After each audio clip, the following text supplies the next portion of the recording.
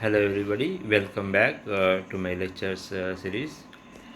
In this lecture I am going to discuss low power design methodologies. The low power design methodologies are showing you what can be done to reduce the power consumption. Now the basic thing which every listener must remember is P is equal to CV square F.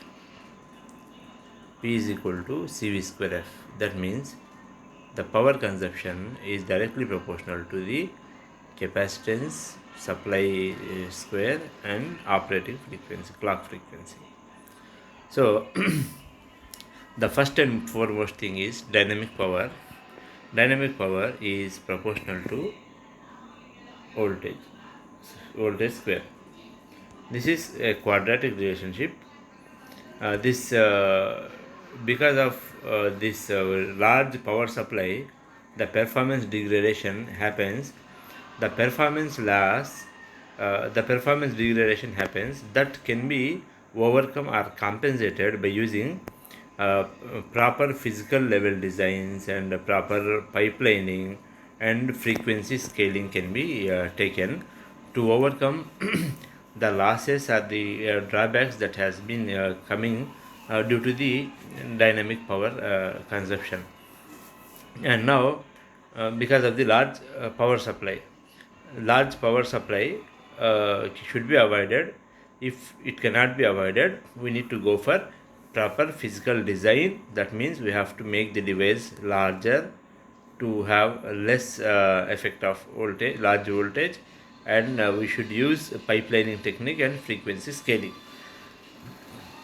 Dynamic power is also proportional to the switched capacitance.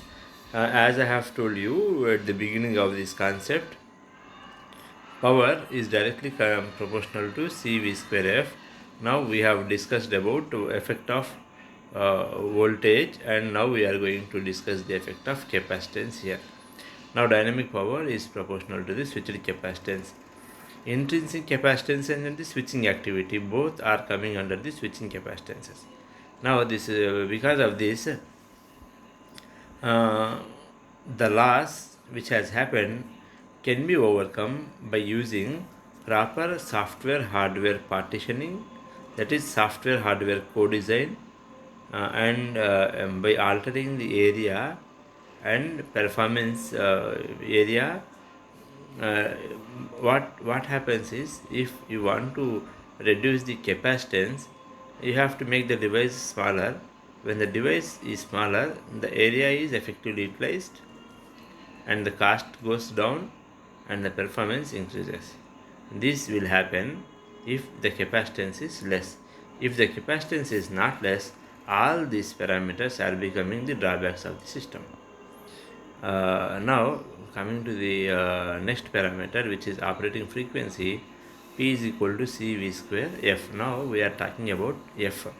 Switching activity can be reduced. F means operating frequency, that is clock. The clock, if the clock is very high, switching activity is very large, which in turn helps power dissipation. So that should not happen. So clock frequency should be reduced. When you reduce the clock frequency, what will happen? The system will become slower. So without sacrificing the clock frequency at the operating frequency, what can be done to have low power methodology? Now that is, you need to optimize the algorithm. First step that what you can take is, you can optimize the algorithm. Next, you have to optimize the architecture also, that is architectural optimization. Next, you have to optimize the logic levels. So if you can optimize all the three: algorithm optimization, architecture optimization and logic level optimization, you can have high speed clock. That is number of instructions executed per second can be maintained high without losing the power, excessive power. By reducing the number of transitions on data IO pins by encoding sign magnitude representation is the one concept, clock gating is the another concept, pass transistor logic is the third concept. Using all the three concepts, you can reduce the transitions of IO pins. So this is how one can mitigate with the low power techniques. Leakage power is increasing dramatically because of all the three parameters: large capacitive load, large supply voltage, and large operating frequency. Out of the all three parameters, one cannot sacrifice any one of them. So for every parameter there are some techniques which are suggested previously, as just now we have discussed. We need to include pipelining, like that, and that optimization algorithms have to be utilized. To reduce the standby power, you need to go for input vector control, body bias control, multi-threshold CMOS, runtime leakage power, static dual threshold voltage for CMOS, adaptive body biasing, dynamic voltage scaling. This dynamic voltage scaling is as and when it is required, we have to scale down the supply voltage. That is called as dynamic voltage scaling.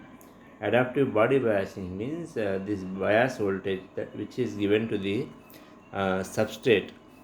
Normally substrate is connected to 0.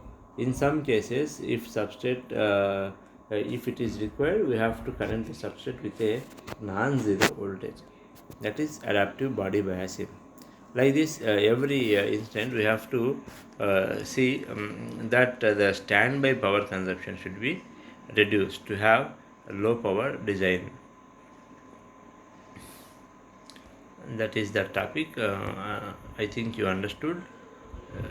Thank you for watching.